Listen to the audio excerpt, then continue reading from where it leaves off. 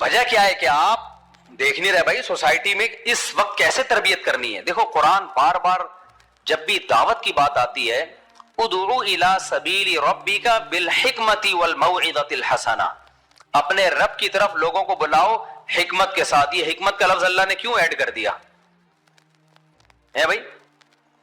اچھا اللہ ایک خاص طریقہ بھی بتا سکتا تھا اس طریقے سے بلاؤ, وہ طریقہ اللہ نے اس لیے متعین نہیں کیا کہ ہر زمانے میں وہ طریقہ چینج ہوگا, اس لیے اللہ نے ایک جرنلی ایک کامن لفظ یوز کیا حکمہ. حکمت ہر زمانے میں تبدیل ہوتی ہے, ہر زمانے میں لوگوں کو دین کی دعوت دینے کا طریقہ بدلتا چلا جائے گا. مولانا طارق جمیل صاحب جب گئے نا کسی بڑے ایکٹر کو دعوت دینے کے لیے دین کی, تو ان کی کارگزاری میں نے خود سنی. کوئی بہت بڑا ایکٹر تھا, اس کو دعوت دینے گئے تو مولانا کہتے ہیں کہ میں نے دعوت ہی نہیں دی اس کو. حالانکہ گئے کس کام کے لیے تھے؟ دعوت دینے کے لیے. اور کمال کی بات ہے کہتے ہیں میں نے اس کے سامنے بیٹھ کے اپنی پرانی فلموں کی جو بچپن میں کبھی دیکھی ہوں گی توبہ کر لی, انہوں نے وہ ان فلموں کی باتیں شروع کر دی, اس کے جو بہت پرانی فلمیں کبھی دیکھی ہوں گی انہوں نے, اللہ معاف فرمائے ان کو بھی. تو اس زمانے کی تو فلمیں اس زمانے کی فلموں میں اور اس زمانے کی فلموں میں بھی ایسے زمین آسمان کا فرق تھا. خیر فلمیں کسی بھی زمانے کی ہوں, تو کہتے ہیں میں نے وہ تذکرے شروع کر دیے اس کے سامنے. اب کوئی ظاہر پرست تو بولے گا یار یہ کیا, آپ گئے تھے دین کی دعوت دینے کے لیے اور کھانا کھا کے باتیں کر کے آ گئے. بھائی یہ بھی بعض دفعہ یہی دعوت ہوتی ہے. بعض دفعہ کیا ہوتا ہے اس کال دعوت, دعوت کا یہی طریقہ ہوتا ہے کہ دعوت نہیں دینی. میں نے 2-3 ہفتے پہلے بیان کیا تھا نا کہ ایک آدمی نے کہا آپ غیر مسلم آپ سے ملنے کے لیے آتے ہیں, آپ دعوت کیوں نہیں دیتے؟ میں نے کہا یہی دعوت ہے کہ بس ملنے آ جائیں, سلام دعا چائے پئیں کھانا کھائیں, السلام علیکم وعلیکم السلام, بس ہو گئی دعوت. اسلام کا پیغام لوگ نہیں سمجھو گے بھائی, جملہ کمپلیٹ کیا کرو, اسلام کا پیغام چلا گیا. کیونکہ یہ جو دعوت ہے نا کہ آپ اسلام لے آؤ, یہ بہت, اگر ایک دفعہ بھی اس نے کہہ دیا نا نہیں, ایک دفعہ بھی اس نے کہہ دیا نہیں, تو اس کی گمراہی کا عذاب پھر کس پر آئے گا؟ آپ پر آئے گا. تو دعوت کا یہ بھی ایک طریقہ ہوتا ہے کہ کچھ بھی نہ کہے کسی. چندے کا طریقہ پتہ ہے, ایک طریقہ یہ ہوتا ہے بھائی چندہ دے دو, ایک طریقہ ہوتا ہے ماشاءاللہ یار اللہ نے آپ کو بڑا نوازا ہے, ہماری مسجد زیر تعمیر ہے, اور سنائیں کیا چل رہا ہے آج کل, ٹھیک ہے نا. اگلا سمجھ جاتا ہے کیا کر رہا ہے یہ چندہ مانگ رہا ہے. رشتے کا پیغام دیکھو نا, ایک طریقہ ہوتا ہے میں آپ سے شادی کرنا چاہتا ہوں, کبھی بھی نہیں ملے گی رشتہ. جب بھی لڑکی والوں کو خود پیغام بھیجو نا, پتہ ہے آج کل لوگوں میں کھوپڑی صحیح نہیں کام کر رہی ہے لوگوں کی. لوگ سمجھتے ہیں یہ مجبور ہو گیا ہے, اور مجبور آدمی کو ہم نے دینی نہیں ہے, اس میں کوئی فالٹ ہوگا تبھی تو یہ مانگ رہا ہے. لوگ یہ سمجھتے ہیں کوئی اپنی بیٹی کا رشتہ خود کسی پہ پیش کر دے, وہ سمجھتے ہیں اس میں کوئی فالٹ ہے. لوگ سمجھتے ہیں کہ کیا ہے اس میں کوئی فالٹ ہے. تو یہ عجیب چل پڑا ہے, حالانکہ ضروری نہیں ہے کہ ایسا ہو, اس کو میں کوئی فالٹ ہو. تو اس لیے میں جب کسی کا رشتہ نہیں ہو رہا ہوتا نا, تو میں کہتا ہوں آپ نے رشتہ مانگنا ہی نہیں ہے. کتنے لڑکے میرے پاس آتے ہیں, حضرت اتنی جگہ ہم پیغام لے کر گئے ہیں, لڑکی والے لفٹ ہی نہیں کراتے, اور میں ان کے سامنے جا کے بولتا ہوں بھائی دیکھیں میری عمر ہو رہی ہے, آپ کائنڈلی شادی کر دیں اپنی بیٹی کی, میں صحیح رکھوں گا اس کو. میں ایسے جا کے ان سے ریکویسٹ کر رہا ہوتا ہوں, پھر بھی نہیں دیتے. میں کہتا ہوں اسی وجہ سے نہیں دیتے کہ بھیک مانگ رہے ہوتے ہو. بھکاریوں کو زکات دی جاتی ہے, بیٹیاں نہیں دی جاتی. آئی بس سمجھ, کیونکہ وہ سمجھ رہا تھا بھکاری پتہ نہیں اس کو کوئی لفٹ نہیں کرا رہا تو کوئی فالٹ ہوگا نا اس میں. میں نے کہا آپ ہر آدمی کے لیے نہیں ہے یہ, اس طرح کے دھتکارے ہوئے لوگوں کے لیے پیکیج ہے جو رشتوں کی بھیک مانگ مانگ کے اپنا امیج ڈاؤن کر چکے ہیں. تو حکمت کے ساتھ آپ رشتہ مانگنا ہے کس کے ساتھ؟ حکمت کے ساتھ. اس کا طریقہ یہ ہے کہ آپ اتنے اچھے بن جاؤ اور پھر دور بھاگنا شروع کرو. کوئی رشتہ آپ کے جیب میں پیسے ہوں گے نا, پرسنالٹی ہوگی, اور ایک دیکھنے میں لگے گا کہ آپ کے پاس رشتوں کی کمی نہیں ہے. جب کسی کے لوگوں کے ذہن میں یہ میسج چلا گیا, رشتے ہی رشتے, رشتوں کی فرشتوں کی طرح لائن لگی ہوئی ہوگی. کیونکہ لوگ خود بھی تو تلاش کر رہے ہیں بھائی اپنی بیٹیوں کے لیے, ان کو بھی تو نمٹانا ہے اپنی بچیوں کو. تو جب وہ دیکھیں گے آپ کے اندر قابلیت ہے اور آپ صحیح ہو, تو وہ تو آپ کو جانے نہیں دیں گے کہیں. پھر جب وہ رشتہ دے کہ بھائی ہم اپنی بیٹی کی آپ سے شادی کرنا چاہتے ہیں, ایک دم لیٹ نہیں جاؤ, ہاں میں تو انتظار میں تھا, وہ پھر سمجھ جائے گا یار کوئی گڑبڑ ہے. تو اس وقت موقع پہ آپ نے استغنا دکھانا ہے, اچھا اندر سے تو مرا جا رہا ہے نا, ہاں بس ہو جائے. تو آپ نے کرنا ہے کہ اچھا رشتے اتنے آئے ہوئے ہیں میرے لیے, سلیکشن تھوڑی مشکل ہو گئی ہے, تو دیکھتے ہیں ابھی ذرا استخارہ بھی کرتا ہوں اور میں مشورہ بھی, میرا نہیں بولتے نا مفتی طارق مسعود سے مشورہ کر رہا ہوں, وہ کبھی بھی نہیں دیں گے.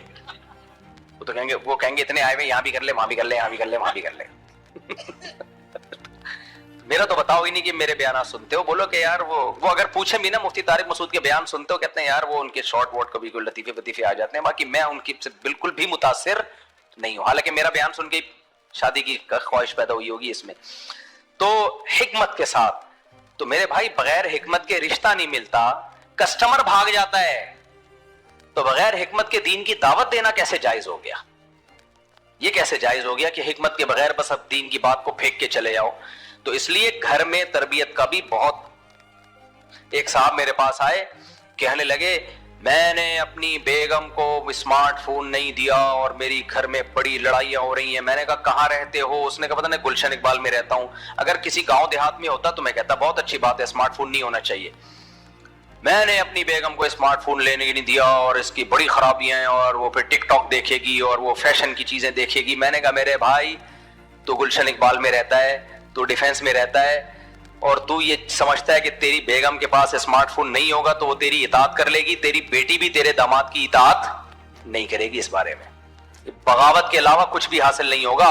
مریخ پہ جا کے رہنا شروع کر دے, کیونکہ سب خواتین کے پاس اسمارٹ فون ہے. وہ ادھر بھی دیکھے گی اپنی بہن کے پاس, اس کے بہنوں ہی نے لے کے دیا ہوا ہے اس کو اسمارٹ فون. وہ اپنی چاچی کے پاس دیکھے گی چاچو نے لے کے دیا ہوا ہے, اور وہ دیکھے گی اماں بھی چھپ چھپ کے, ابا نے پابندی لگائی تھی لیکن اماں نے الگ سے ایک پرس میں وہ اسمارٹ فون لگا کے رکھا ہوا ہے. اور وہ ہر جگہ جہاں بھی دنیا میں جائے گی اس کو سب خواتین کے ہاتھ میں اسمارٹ فون نظر آئے گا. تو اب یہ تربیت کا طریقہ کہ اسمارٹ فون ہی چھین لو آپ, یہ طریقہ چلنے والا نہیں ہے. رہا یہ مسئلہ کہ اس پہ تو غلط چیزیں بھی دیکھے گی تو غلط چیزوں کے خلاف بولتے رہو, گھر میں چلتے پھرتے, بیٹا یہ بچوں کو سمجھاتے رہو بیٹا دیکھو بری چیز نہیں دیکھتے, اور تبلیغ میں لے جاؤ ان کو, فضائل اعمال کی تعلیم میں بٹھا دو. یہ طریقہ تو سوٹیبل ہوگا اگر آپ نے خلافت قائم کر دی نا گھر کے اندر, یہ چلنے والا نہیں ہے. آپ کہہ سکتے ہو کہ بھائی کیوں ہم برائی اپنے ہاتھ سے ان کو لے کے دیں. دیکھو برائی سے روکنا ضروری ہے, روکنے کا طریقہ کیا ہوگا؟ ایسا طریقہ جس سے برائی رکے گی نہیں بلکہ بغاوت ہو کے اور زیادہ پھیلے گی. وہ طریقہ صحیح ہے یا وہ طریقہ ہے کہ جس میں دونوں امکان ہے, ہو سکتا ہے برائی ہو سکتا ہے برائی نہ ہو. ایک میں 99% چانس ہے کہ برائی پھیلے گی لازمی. تو یہ چلنے والا نہیں ہے سیٹ اپ.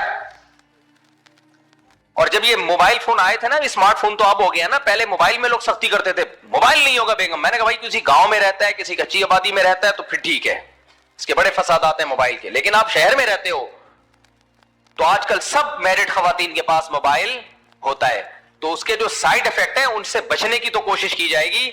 یہ نہیں ہوگا کہ آپ اتنی گھر میں ماشاءاللہ لگا دو کہ فون ہی نہیں ہوگا, وہ چھپ چھپ کے ہوگا فون آپ کے. اور پھر جو اس سے غلط فہمیاں پھیلیں گی اور بدگمانیاں پھیلیں گی, اب پکڑی گئی کسی دن تو آپ کہو گے یار تو میری اطاعت نہیں کرتی. پھر آپ کے شیطان اور ورغلائے گا, یار چھپ کے فون رکھا ہوا ہے پتہ نہیں کس کس سے باتیں کرتی ہوگی. تو اور زیادہ کچھ فساد ایسے ہیں. دیکھو اور آسان مثال دیتا ہوں, علماء کہتے ہیں جب کسی سوسائٹی میں جب تک وبا نہ پھیلے اس کا علاج کچھ اور ہے, جب ایک وبا پھیل جائے تو پھر علاج کا طریقہ کچھ اور ہے. ایک وبا آئی نہیں ہے نا ابھی, اس کا طریقہ تو یہ ہے کہ جو بیمار ہے اس کو علاقے میں گھسنے ہی نہیں دو. بھائی ایک بیماری پھیل گئی, طاعون کی بیماری, ایک آدمی کا پھوڑا نکل گیا طاعون کا, کہیں چھنگا مانگا میں بیٹھا ہوا, بولے وہیں بیٹھا رہے, ادھر نہیں آئے, پولیس اس کے گرد گھیرا کر لے, وبا بھی پھیلی نہیں ہے, کیا خیال ہے؟ اور پھر گلے بھی ملو, کھاؤ پیو بھی ایک دوسرے کے ساتھ, وہ جو وبا والا آدمی ہے اس کو دور رکھو. لیکن اگر وہ گھس گیا اور اس نے طاعون پھیلا دیا, اب یہ نہیں ہو سکتا کہ سب لوگوں کو جنگل میں بھیج دیا جائے. جو جو بیمار ہے اس کو, کتنے پبلک کو کہاں بھیجو گے, کوئی بھی نہیں جائے گا. اور پتہ کیسے چلے گا اس میں یہ وائرس ہے اس میں وائرس نہیں ہے؟ اب یہ طریقہ نہیں ہے کہ سب کو اٹھا کے جنگلوں میں بھیج دو آپ. اب یہ طریقہ ہے کہ ویکسین لگاؤ, تھوڑا سا سوشل ڈسٹینس رکھو اور ایکسیپٹ کر لو کہ سوسائٹی میں بیمار لوگ بھی ہیں, یہ ماننا پڑے گا. اب یہ ختم نہیں ہو سکتی. علماء نے, ہم جب دارالعلوم کورنگی میں ایک دفعہ اجلاس تھا, حضرت مفتی تقی صاحب وغیرہ اور سب بڑے بڑے علماء بیٹھے, تو ویڈیو سی ڈی پر بحث ہو رہی تھی. ویڈیو سی ڈی پر نا کہ یہ شرعاً جائز ہے یا نہیں, 2 مہینے بڑی بحثیں چلی تھی. تو وہاں یہ بات بہت اچھی سامنے علماء نے, بڑے حضرات نے رکھی. حضرت مفتی تقی صاحب نے بھی فرمایا کہ وبا آنے سے پہلے किसी चीज का इलाज कुछ और होता है, वबा आने के बाद जब फैल जाए तो फिर इलाज कुछ और होता है, फिर इलाज कुछ और होता है। अब देखो, जब अंग्रेज हिंदुस्तान में आया, उलमा ने पाबंदी लगाई इंग्लिश मत सीखो, क्योंकि इंग्लिश सिर्फ अंग्रेज बोलता था, हमारी तालीमी जबान अंग्रेजी नहीं थी। उस वक्त जो इंग्लिश सीखता ना वो मुल्हिद होता था, वो एथियस्ट बन जाता था, वो पूरा गैरों के रंग में ढल जाता। लेकिन जब इंग्लिश जबान हमने रोकने की कोशिश की कि ना फैले दुनिया में, लेकिन रुकी वो, बोलते क्यों नहीं? उलमा नहीं चाहते थे इंग्लिश प्रोमोट हो, उलमा चाहते थे उर्दू या अरबी जबान दुनिया में फैले। जब खिलाफत उस्मानिया थी तो मुसलमान तो अंग्रेजी नहीं जानते थे ना बोलते थे, पूरी दुनिया में अरबी फैला दी थी उन्होंने। हमारा सारा लिटरेचर, हमारी सारी एजुकेशन किसमें होती थी? इंग्लिश में, ओ सॉरी अरबी में। तो उस वक्त जब मुसलमानों की खिलाफत थी, हम बिला वजह इंग्लिश सीखना शुरू कर देते, हमारा सारा कल्चर बर्बाद हो जाता।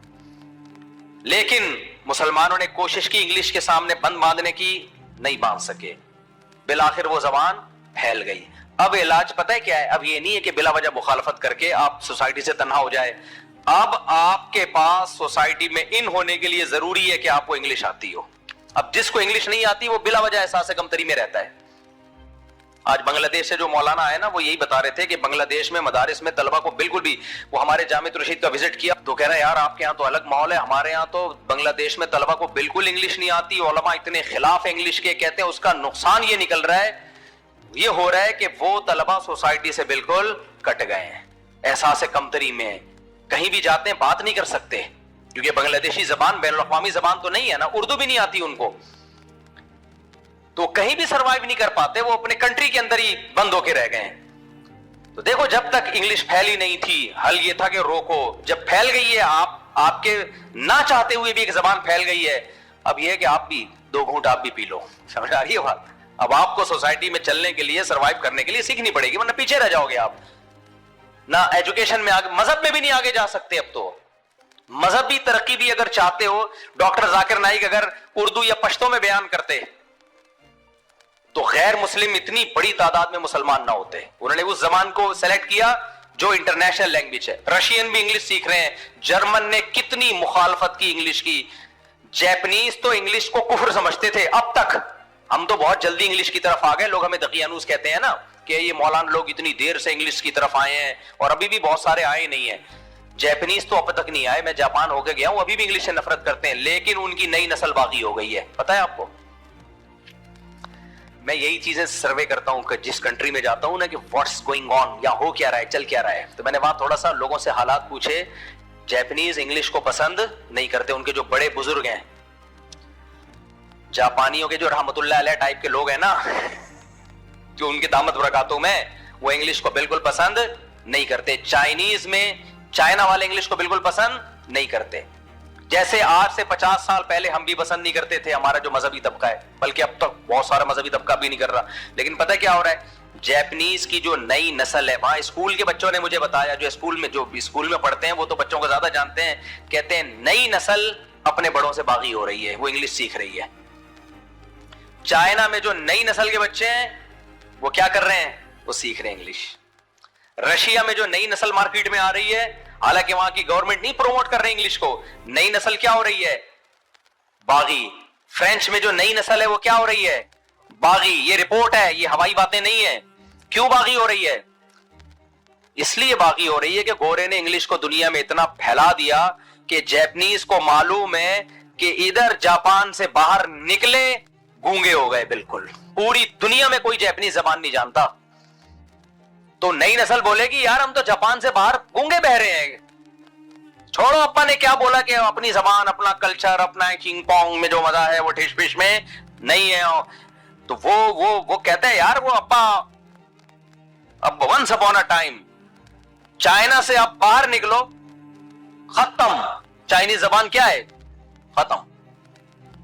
जर्मनी से आप बाहर निकलो, जर्मन जबान खत्म। हमारे एक दोस्त हैं, जर्मनी की यूनिवर्सिटी में पढ़े, जर्मन जबान भी जानते हैं, इंग्लिश भी जानते हैं। वो बहुत बड़े ये जो सोलर प्लेटें होते हैं ना, इसके इंजीनियर हैं।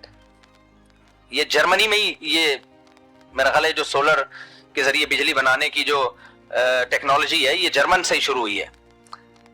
वहां उन्होंने जर्मन जबान भी सीखी, इंग्लिश भी सीखी और दुनिया भर में गए, वो लेक्चर दिए उन्होंने। रशिया से उनको बड़ी अच्छी जॉब आई, यूनिवर्सिटी में प्रोफेसर लगे। कहते हैं मैं वहां गया हूं, कमबख्तों को इंग्लिश का एक लफ्ज ही नहीं आ रहा। कह रहे हैं वो मुझे कह रहे हैं पढ़ाओ, मैं कह रहा हूं मैं क्या पढ़ाऊं यार तुम्हें।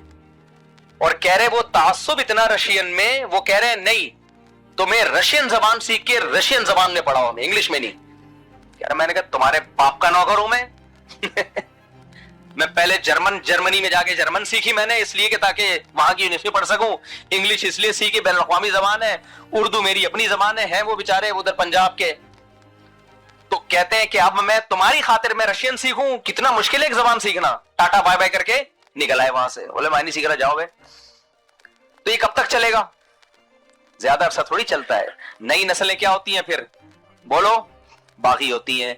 तो इससे एक जनरली एक उसूल हमें पता चल गया मेरे भाई, जो वबा आने से पहले इलाज कुछ और होता है, जब आ जाए सोसाइटी में एक चीज फैल जाए तो उसका इस्लाह का तरीका, तो जैसे इंग्लिश दुनिया में फैल गई हमारे रोकने के बावजूद, इसी तरह मेरे भाई कंप्यूटर और स्मार्टफोन भी दुनिया में फैल चुका है, चाहे हम मुझे पसंद आए या ना आए, ये फैल चुका है। अब इसका हलाज ये नहीं कि इसका बाइकआउट करो, यूट्यूब पे पाबंदी लगाओ, फेसबुक पे पाबंदी लगाओ और अपनी बेगम से स्मार्टफोन छीन के खड़ा करके तोड़ दो और फजाइल अमाल पकड़ा दो। वो फजाइल अमाल की भी नहीं रहेगी, फोन की भी नहीं रहेगी। उसका तरीका भी है कि कुछ एसओपीज बना लो। नंबर 1, अनमैरिड बच्ची के हाथ में मोबाइल नहीं होना चाहिए। उसका मैं अभी बिल्कुल भी कायल नहीं हूं, इतना हमारी सोसाइटी में कल्चर नहीं है। वो अम्मा का फोन इस्तेमाल करे, जो भी सेटिंग वेटिंग है, किस अस्तगफिरुल्लाह, यानी जो भी बातचीत किसी से करनी है अम्मा के फोन से करे। कमारी बच्चियों को ना दो, कमारे बच्चों को ना दो जब तक वो मिच्योर ना हो जाए, कम से कम 18-20 साल के ना हो जाए। उनको बोले भाई हमारा फोन इस्तेमाल करो। उनको क्या करना है, आपने रोकना नहीं है टेक्नोलॉजी से, आपने लाउंज में एक बड़ी एलईडी लगा दी। बेटा जो देखना है यहां बैठ के बोलो, यहां बैठ। मेरे घर में लगी हुई है, बहुत पहले से लगी हुई है, 10 साल से लगी हुई है। जब बहुत फंडामेंटल इस किस्म का मौलाना था मैं, क्योंकि मैं सोसाइटी को देख रहा था कि अगर मैंने इनको बिल्कुल पाबंदी लगा दी ना, ये इधर उधर जाके देखेंगे ये चीजें और फिर गुनाह की चीजें देखेंगे। क्योंकि जब कुछ भी ना देखा हो पागल हो जाता है आदमी, समझ आ रही है बात? तो क्या हो जाते हैं, वो समझते हैं भाई क्या हो गया भाई, वो तो पागल हो जाएगा, वो तो फिर गुनाह में जाएगा। तो यूज टू करो थोड़ा थोड़ा इनको, इन चीजों से। भाई जायज चीजें देखनी है, बीच में कोई ऐड आ गया स्किप कर दो उसको, बेटा ये बुरी चीज है। अभी भी मैं जाता हूं घर में, एलईडी लगी हुई होती है, बच्चे कुछ देख रहे होते हैं, मैं उनको आराम आराम से समझा, बेटा देखो गलत चीज बोलो नहीं देख, नजर की हिफाजत करो, बुरी चीजों को मत देखो। इससे ज्यादा नहीं हो सकता, मैं समझा पा रहा हूं। खुले रूम में लगाई हुई एलईडी, सब यहीं बैठ के देखेंगे। बंद कमरे में कुंडी लगा के कोई नहीं देखेगा, बंद कमरे में कुंडी लगा के कोई नहीं देखेगा। ये खुला खुला डुल्ला यहां पे। और बेगम की निगरानी क्या होगी, फोन होता है उसको आप नहीं पाबंदी लगा सकते, उसको आराम से समझाते रहो, मैं तुम्हारा हस्बैंड हूं, मैं ही हूं। बेगम हमेशा याद रखना, तुम्हारा सिर्फ एक हस्बैंड, जिसका नाम जो भी जमशेद या जो भी हो, इससे ज्यादा कुछ नहीं हो सकता। अगर आपने मोबाइल में घुस घुस के देखना शुरू कर दिया जहां कुछ भी नहीं, बदगुमानियां गलत फहमियों के अलावा कुछ भी हासिल नहीं होगा, और फिर मोहब्बत से उसको आप सबसे बेहतर, खुदा की कसम मेरी राय के मुताबिक इस जमाने में तरबियत चाहते हो ना, इन चीजों में पाबंदी नहीं लगाओ। जो मैंने तरीके बताए ना उसको फोकस करो, उसको तबलीग में ले जाया करो। सख्ती करने से इस जमाने में कोई फायदा नहीं है, सारे उल्टे काम होंगे लेकिन छुप के होंगे। फिर समझ आ रही है बात?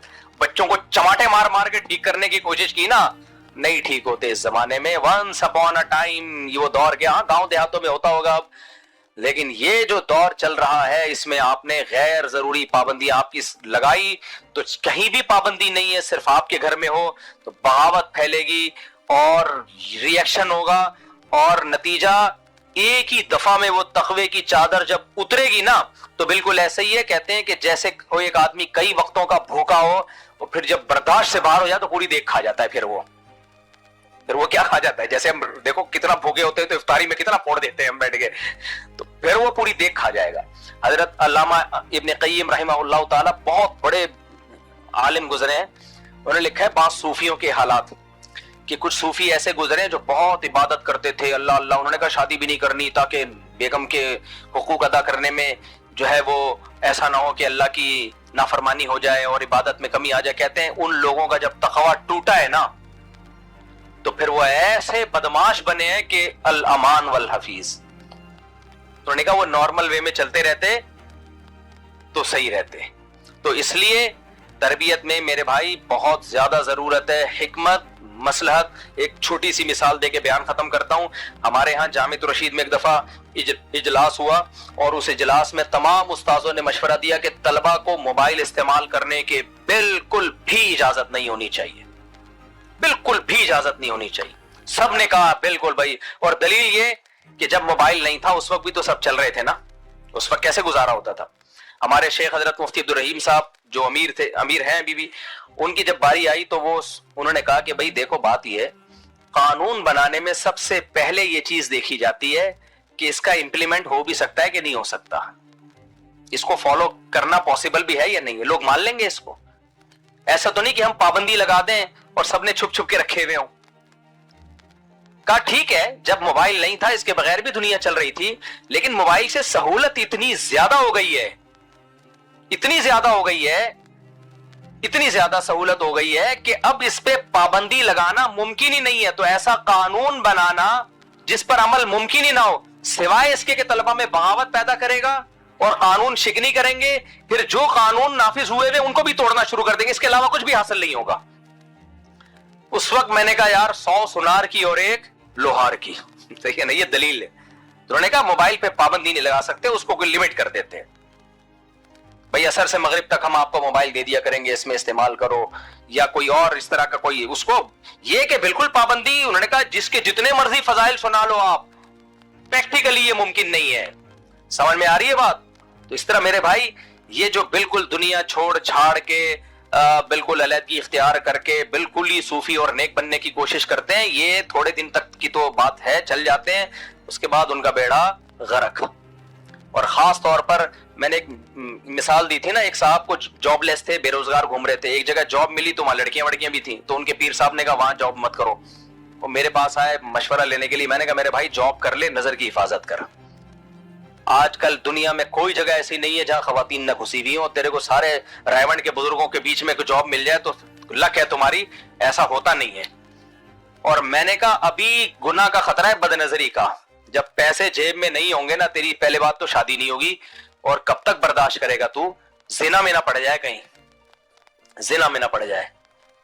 اور دوسری بات یہ ہے کہ اگر شادی ہو بھی گئی, جب پیسے نہیں آئیں گے نا, وہ بیگم ہی آج کل کھولا لے کے مارکیٹ سے شارٹ, پھر ڈپریشن میں تمہارے پیر و مرشد تمہارے کام نہیں آئیں گے.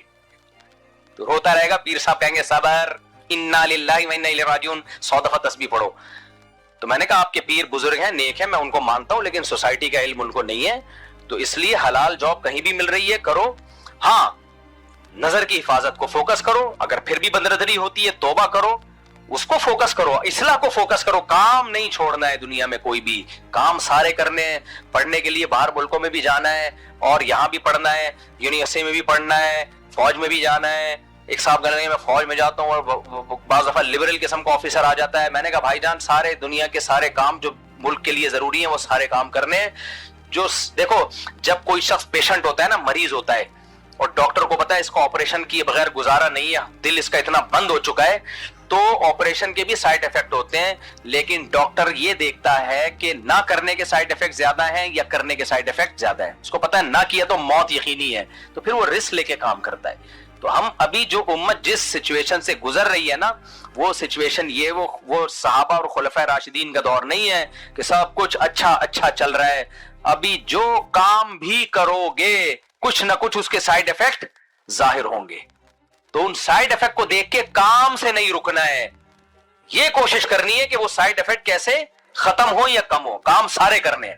میں آپ کو آخری بس مثال دے کے بیان ختم کرتا ہوں. ہم نے جامعۃ الرشید میں جن طلبہ کو انگلش سکھائی ہے نا, ان میں ٹھش پش اور اسٹائل زیادہ ہیں, جن کو نہیں سکھائی وہ زیادہ نیک ہیں. ہمارے استاذ کہنے لگے جو طلبہ انگلش سیکھ رہے ہیں سب سے پہلے ہیئر اسٹائل آ رہا ہے ان کا نا سے, اور وہ ایک بعض دفعہ وہ کیا ہوتا ہے کہ غیر ضروری انگلش بول کے شو مارنا شروع کر دیتی ہیں. سائیڈ افیکٹ ہے, لیکن کیا مطلب یار نہیں سیکھیں, یہ ختم ہو جائیں گے تھوڑے دنوں میں, جب یوز ٹو ہو جائیں گے نا ختم. لیکن اگر نہیں سیکھی تو ایسے نیک بننے کا فائدہ کیا ہے جس میں نہ آپ دین کا کام کر سکو نہ امت مسلمہ اس سے ترقی حاصل کرے. تو اس لیے اس زمانے میں بہت ہی سنبھل کے چلنا ہے. تو میں بس وہ آیت بتا دوں کہ قرآن کے جو الفاظ ہیں وَكَذَلِكَ جَعَلْنَاكُمْ أُمَّةً وَسَطًا, اللہ کہتے ہیں ہم نے تم کو بیلنس امت بنایا ہے. اس امت کی سب سے بڑی فضیلت کیا ہے؟ نہ یہ رہبانیت پر ہے کہ بالکل ایک طرف, نہ یہ مادہ پرست ہے کہ حلال و حرام کی فکر ہی چھوڑ دے, یہ بالکل بیچ کی راہ میں چلنے والی امت ہے. اور یہی اس امت کی سب سے بڑی فضیلت ہے جو آج کل دینداروں میں یہ چیز شارٹ ہوتی جا رہی ہے. اللہ تعالیٰ سمجھنے کی عمل کی توفیق عطا فرمائے.